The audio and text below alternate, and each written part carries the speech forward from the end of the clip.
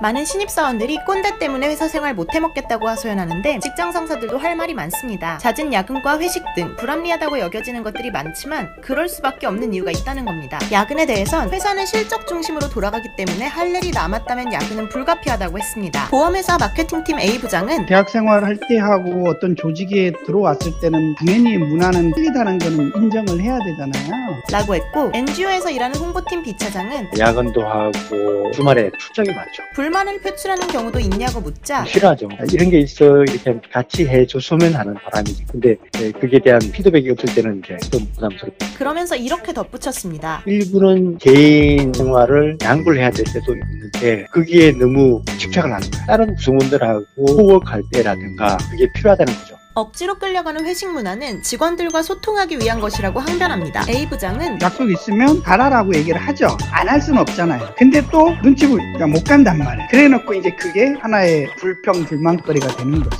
라며 답답해했습니다. 원치 않는 직무 배치에 대한 불만에는 모든 직원을 원하는 직무에 배치하는 건 불가능하다고 했습니다. 좀 럽하게 뽑는단 말이에요. 그러면 순환보직도 되고 라면서 오자마자 자기가 생각하는 거하고는 틀리다는 그런 생각 때문에 뛰쳐나가는 것 같아요. 그거를 무시하고 뭐 상하 수직적인 관계 뭐 이런 쪽에 몰아넣는 거는 저희는 조금 문제가 있다고 생각해요. 라고 했습니다. 잔소리꾼 취급을 받는 것에 대해서도 할 말이 많았습니다. 대기업 기획관리팀 C부장은 어떤 친구는 그때 못한 것들을 가르쳐주면 스트레스 받아. 그 친구한테 잘못된 거를 가르쳐주고 반복되는 것들이 잔소리잖아요. 랍니다. 조직 생활에 지친 신입사원들이 많다 보니 부장이 신입사원 눈치를 보는 경우도 많답니다. A부장은 솔직히 눈치 되게 많이 와요. 나름 퇴근하라고 그래요. 요즘은 눈치 안 보고 가요. 그럴 때는 속으로 진짜 눈치 없다 이제 그러면서도 어떡하겠어요.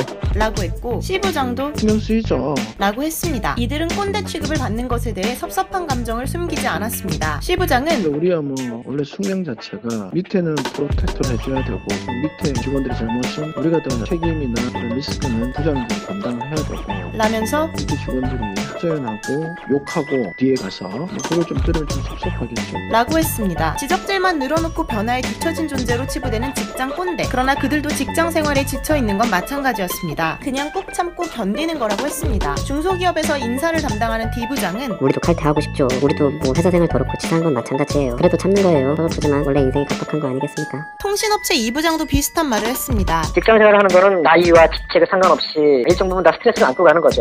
신입사원들에게 전하고 싶은 말이 있다면 해달라고 했더니 그런 스트레스를 잘 이겨내고 소통하면서 그 안에서 이겨나갈 수 있는 그런 힘들이 있었으면 좋겠어요. 라고 합니다. 모두 힘냅시다. 대한민국 신입사원 화이팅!